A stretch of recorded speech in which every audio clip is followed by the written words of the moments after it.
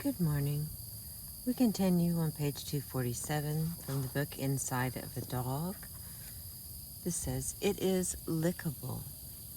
She is lying on the ground, head between paws, and notices something potentially interesting or edible a short stretch away on the floor. She pulls her head forward to it, her nose, that beautiful, robust, moist nose.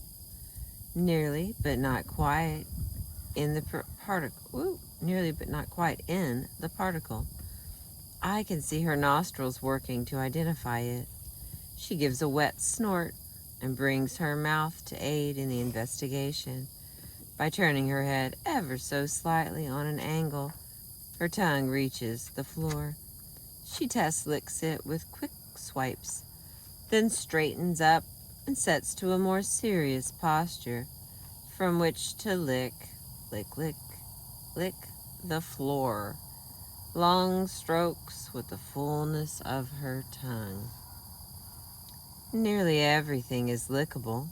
A spot on the floor, a spot on herself, the hand of a person, the knee of a person, the toes of a person, the face, ears, and eyes of a person, a tree trunk, a bookshelf, the car seat, the sheets, the floor, the walls, the all unidentifiables on the ground are especially ripe for tonguing. This is revealing for licking, bringing molecules into oneself, not merely taking a distant, safe stance towards them in an extremely intimate gesture. Not that dogs mean to be intimate, but to be so directly in contact with the world, intentionally or not, is to define oneself differently, with respect to one's environment, than humans do. It is to find less of a barrier at the edge of one's own skin or fur from that which surrounds it. No wonder it is not unusual to see a dog duck his head fully into a mud puddle or twist his supine body into exaltation of spirit and the rank earth. Good morning. Good morning, little guys. How are we this morning? How are we? Did we misunderstand and think I was talking to you? Look, they came over to say hi to us. That one has a blue wing. The black ones have purplish blue wings. That's not usual. Hi guys, I'm not talking to y'all, I'm just reading.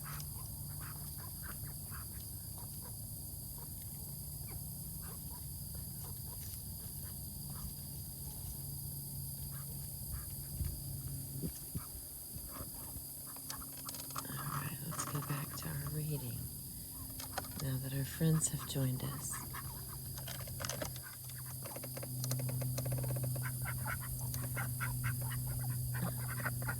Good morning. Good morning. Look at the pretty ducks. Look at them. They're so pretty. Oh my goodness. Look at them. They seem pretty happy to be here. We were over trying to make a recording and then you came over here being cute. What's that all about with your pretty wings? You sure are beautiful. Oh my goodness, you're so beautiful. Look at that, beautiful. We don't have any food. Yes, you're sweet. I know, other people probably feed you, but I don't have any food that I'm willing to dig out of the back of my van. You're gonna be all right. You got all this water here. Look at him being precious and cute. My goodness. What the heck? Stop trying to eat that. Y'all need to go somewhere else. Do you see them? They're showing off. Look Look at them showing all their little eating skills.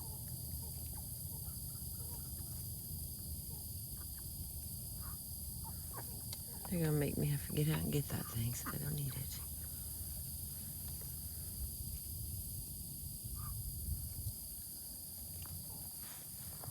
Well, here we are just trying to read our story.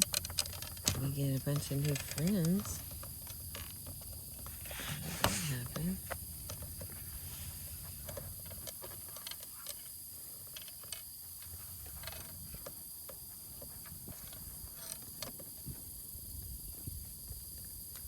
Well, let's see.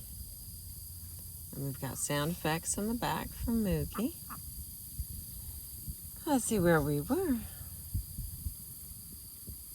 Unidentifiables on the ground are especially ripe for tonguing. This is revealing.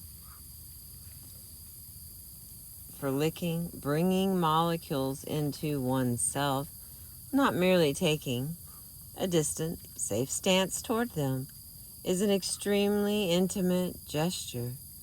Not that dogs mean to be intimate, but to be so directly in contact with the world, intentionally or not, is to define one's self differently with respect to one's environment than humans do. It is to find less of a barrier at the edge of one's own skin or fur from that which surrounds it. No wonder it is not unusual to see a dog duck his head fully into a mud puddle or twist his supine body in exaltation of spirit and the rank earth. The dog's sense of personal space reflects this intimacy with the environment. All animals have a sense of comfortable social distance, the breaching of which causes clashes, and the stretching of which they try to contain. While Americans balk at strangers standing closer than 18 inches, American dogs' personal space is approximately 0 to 1 inches, repeating itself on sidewalks across the country. This very second is a scene that demonstrates the clash of our senses of personal space. The sight of two dog owners as they stand 6 feet apart, straining to keep their leash dogs from touching, while the dog strains mightily to touch each other. Let them touch. They greet strangers by getting into each other's space, not staying out of it.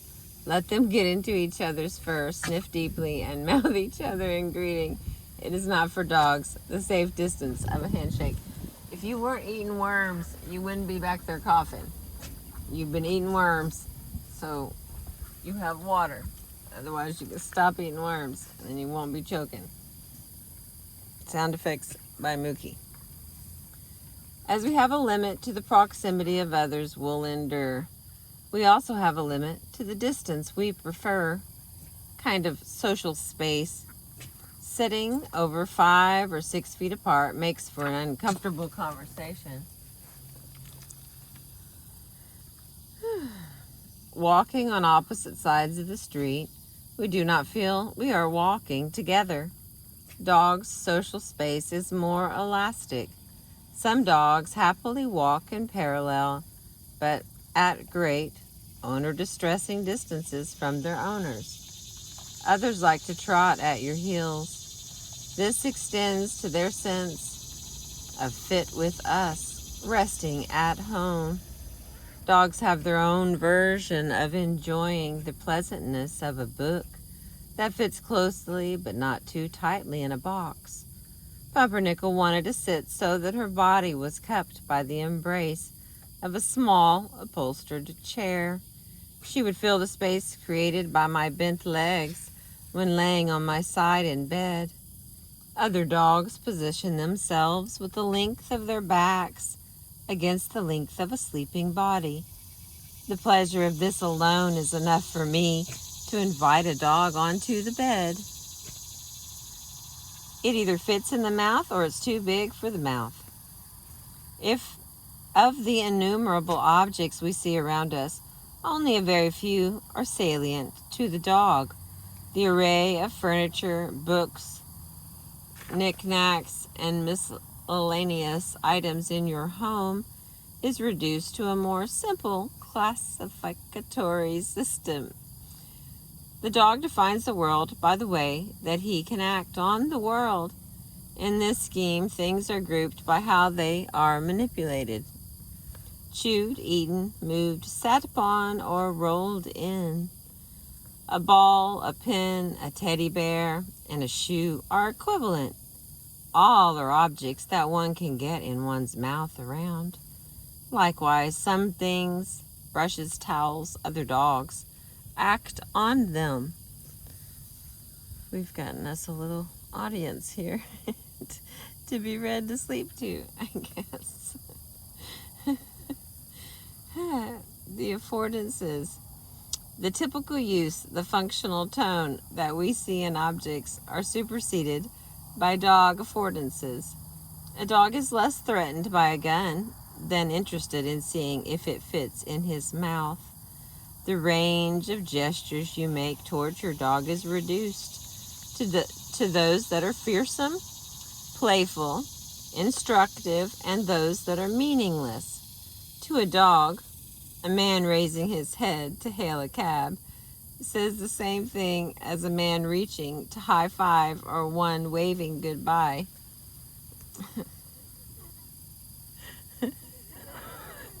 That's very...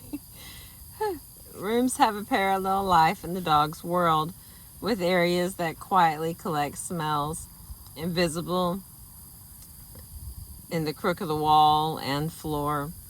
Fertile areas from which objects and odors come, closets, windows, and sitting areas where you or your identifying perfume might be found.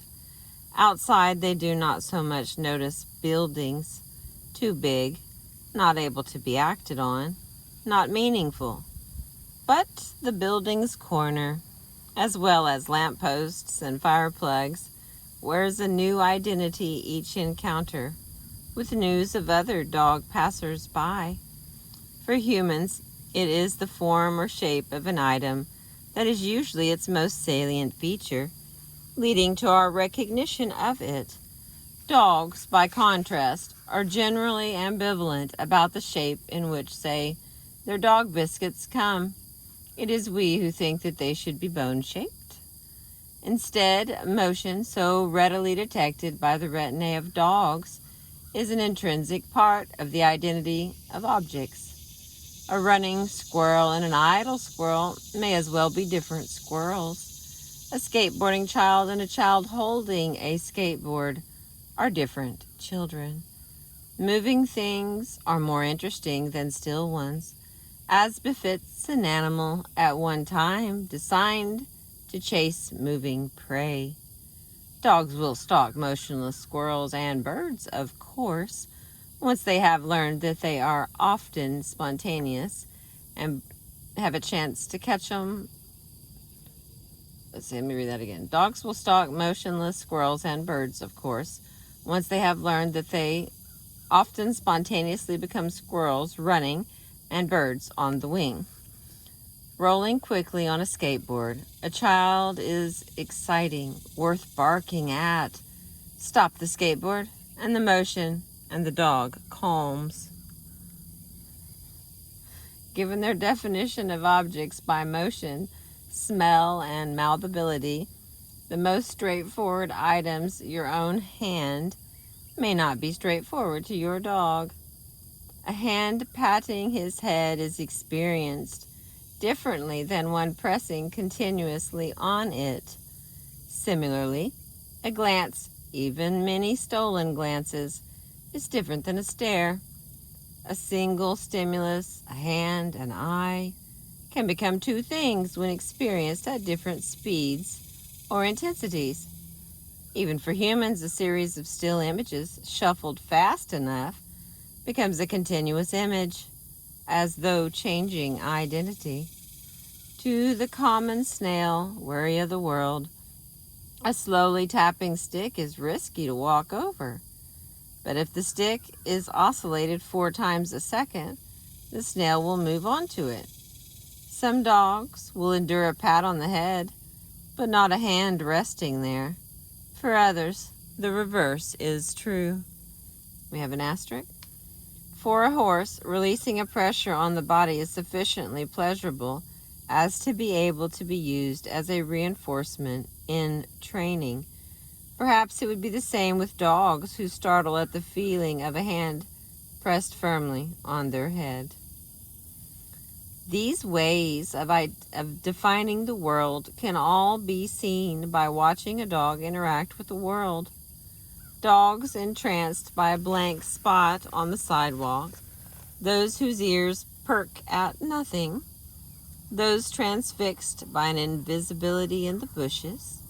You are watching them experience their sensory parallel universe. With age, the dog will see more objects familiar to us, will realize that more things can be mouthed, licked, rubbed against, or rolled in. They also grow to understand that different seeming objects, the man at the deli and the deli man on the street, are one and the same. But whatever we think we see, whatever we think just happened, in a moment, we are pretty much assured that dogs see and think something different. It is full of details.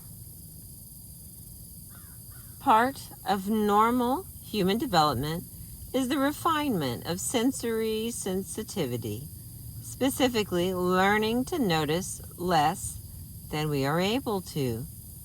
The world is awash in details of color, form, space, sound, texture, smell, but we can't function if we perceive everything at once. So our sensory systems, concerned for our survival, organized to heighten attention to those things that are essential to our existence. The rest of the details are trifles to us, smoothed over or missed altogether. But the world still holds those details. The dog senses the world at a different granularity. The dog's sensory ability is sufficiently different to allow him to attend to the parts of the visual world we gloss over, to the elements of a scent we cannot detect, the sounds we have dismissed as irrelevant. Neither does he see or hear everything, but what he notices includes what we do not. With less ability to see a wide range of colors, for instance, dogs have a much greater sensitivity to contrasts in brightness. We might observe this in their reluctance to step into a reflective pool of water, and a fear of entering a dark room. Asterisk. As Temple Grandin has similarly noted with cows and pigs, causing the meat industry to alter the path the animals walk into the slaughterhouse. For the industry, her work is useful in promoting less stressed and thus better tasting meat. For the animals, they are presumably spared from some added anxiety as they travel. One hopes unknowingly toward their deaths. Their sensitivity to motion alerts them to the deflating balloon wafting gently curbside.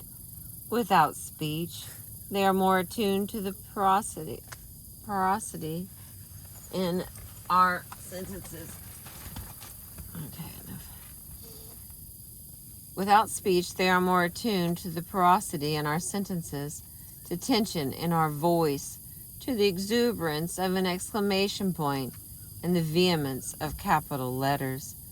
They are alert to sudden contrasts in speaking, a yell, a single word, even a protracted silence.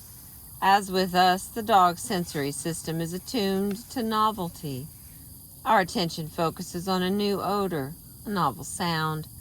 Dogs with a wider range of things they smell and hear can seem to be constantly at attention.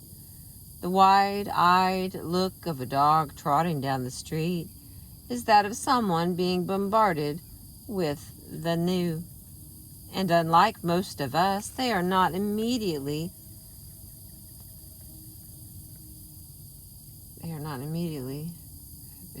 habituated to the sounds of human culture. As a result, a city can be an explosion of small details writ large in the dog's mind, a cacophony of the everyday that we have learned to ignore. We know what a car door slamming sounds like, and unless listening for just that sound, city dwellers tend to not even hear the symphony of slams playing on the street. For a dog, though, it may be a new sound each time it happens, and one that sometimes, even more interestingly, is followed by a person arriving on the scene. They pay attention to the slivers of time between our blinks, the complement of what we see. Sometimes these are not invisible things, but simply those we would prefer they not pay attention to, like our groins, or the favored squeaking toy we stuffed in a pocket, or the forlorn, limping man on the street. We could see those things too, but we look away. Human habits that we ignore, tapping our fingers, cracking our ankles, coughing, politely shifting our weight. Dogs notice. A shuffle in a seat, it may foretell rising. A scooch forward in the chair, surely something is happening. Scratching, an itch, shaking your head. The mundane is electric. An unknown signal and a whiff of shampoo. These gestures are not part of a culture world for dogs as they are for us. Details become more meaningful when they are not swallowed up in the concerns of the everyday. That very attention that dogs bring to us may cause them to acclimate to these sounds over time, to be inoculated in the human culture. Watch a bookstore dog who lives out the hours of his day surrounded by people. He has become inured to strangers coming by, standing close while they riffle the pages of a book, to be scratched on the head, to passing smells and ever-present footsteps. Crack your knuckles a dozen times a day, and a nearby dog will learn to ignore this habit. By contrast, a dog unaccustomed to human habits is alarmed at every one. The most exciting and frightening thing that could happen to a dog left chained to a house, is that it actually requires his guarding. Guard dogs may only occasionally see an unknown person walking by, a new smell on the air or new sound, let alone any rampant knuckle crackers. We can begin to make up for our human disadvantage in understanding the dog's sensory umwelt by trying to startle our sensory systems. For instance, to escape our bad habits of seeing things roughly in the same colors every day, expose yourself to a room lit by only one color, say a narrow bandwidth of yellow. The colors of objects under such light are washed out. Your own hands are drained of their blood-filled vitality. Pink dresses turn dully white. Face stubble stands out like pepper in a bowl of milk. The familiar is made foreign. But for the yellow glow from above, this is much closer to what it might be like to have a dog's color perception. It is in the moment.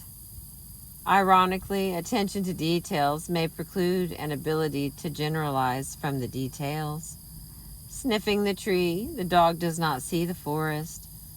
Specificity of place and objects is useful when you want to calm your dog on a road trip. You can bring his favorite pillow to help calm him. A feared object or person put in a new context can sometimes be reborn as unscary.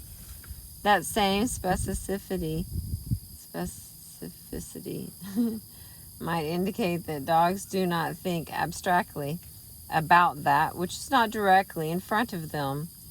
The influential analytic philosopher Ludwig Wittgenstein suggested that though a dog can believe that you are on the other side of the door, we cannot sensibly talk of his ruminating on it, believing that you will be there in 2 days' time.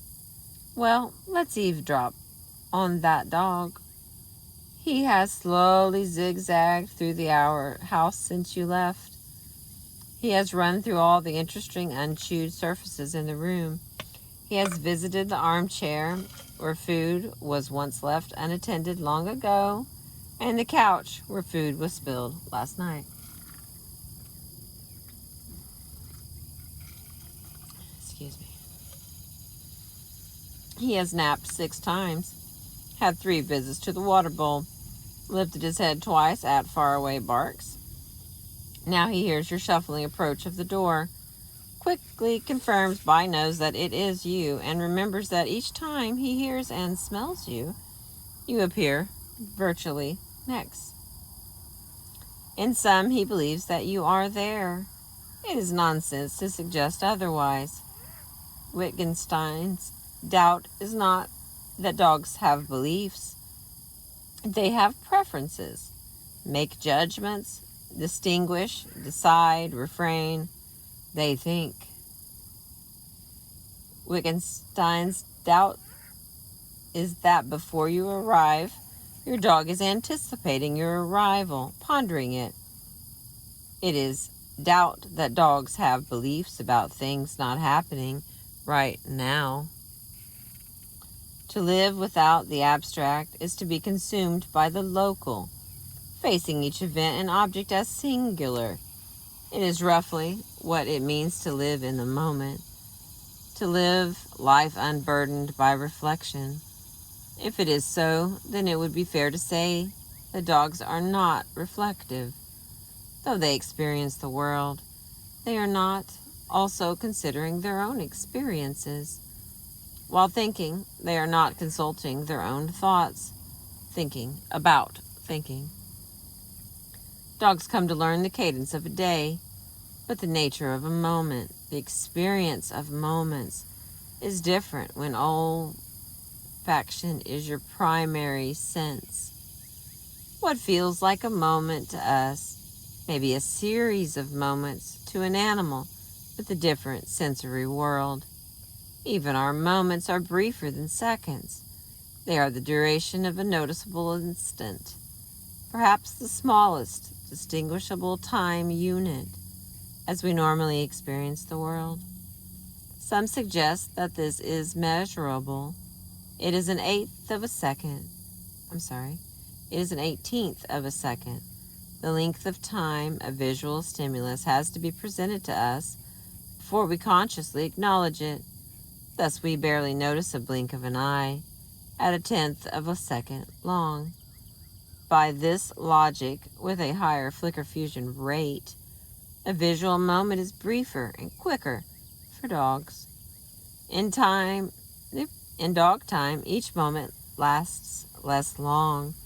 Or to put it another way, the next moment happens sooner. For dogs, right now happens before we know it.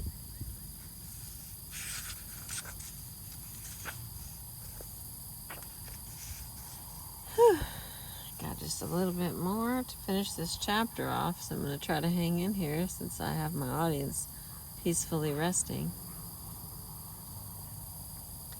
It is fleeting and fast. For dogs, perspective, scale, and distance are, after a fashion, in olfaction. But olfaction is fleeting. It exists in a different time scale. Scents don't arrive with the same, even regularity as under normal conditions light does to our eyes. This means that in their scent vision, they are seeing things at a different rate than we. Smells tell time. The past is represented by smells that have weakened or deteriorated or been covered. Odors are less strong over time, so strength indicates newness, weakness, age. The future is smelled on the breeze that brings air from the place you are headed. By contrast, we visual creatures seem to look mostly in the present. The dog's olfactory window of what is present is larger than our visual one, including not just the scene currently happening, but also a snatch of the just happened and the up ahead. The present has a shadow of the past and a ring of the future in it. In this way, olfaction is also a manipulator of time, where time is changed when represented by a succession of odors. Smells have a lifetime. They move and they expire. For a dog, the world is in flux. It waves and shimmers in front of his nose, and he must keep sniffing, as if we had to repeatedly look at and attend to the world for a constant image to remain on our retinae and in our minds, for the world to be continually apparent to him. This explains so much familiar behavior. Your dog's constant sniffing for one, asterisk. To pull a dog from ardent sniffing is the same for him as being yanked away from a scene just as soon as you turn your eyes to it. And also, perhaps, his seemingly divided attention, which races from sniff to sniff. Objects only continue to exist as long as an odor is emitted and he inhales. While we can stand in one place and take in a view of the world, dogs must do much more moving themselves in order to absorb it all. No wonder they seem distracted. Their present is constantly moving. The odor of objects thus holds the data of passing minutes and hours. As they note the hours and days, dogs can note the seasons through smell. We, on occasion, notice the passing of a season as marked by the smell of blooming flowers, decaying leaves, air about to burst into rain. Mostly, though, we feel or see the seasons. We feel the welcome sun on our winter-paled skin. We glance out the window on a bright spring day and never remark, "What a beautiful new smell." Dogs' noses stand in for our sight and skin sense. The air of spring brings odors in every sniffle remarkably different from the air of winter. In its moisture or heat, the amount of rotting death or blooming life in air traveling on breezes or emanating from the earth, navigating the world of human time. With their expanded window of the present, dogs function a little ahead of us. They are preternaturally sensitive, a shade faster. This accounts for their skill at catching the tossed ball midair, and also for some of the ways they seem out of sync with us. Some of the ways we can't get them to do what we want. When dogs don't obey or have difficulty learning something we want them to, it is often that we are not reading them well. We don't see when their behavior has begun. Clicker training tries to address this dissonance of our different moments and our different senses of what the dog is doing at any moment. Trainers use a small device that allows them to make a sharp, distinct click when the dog has done a desired behavior and can expect an imminent reward. The click helps make a human moment salient to a dog. Left to his own devices, the dog parcels up his life differently. They are lunging toward the future, a step before us.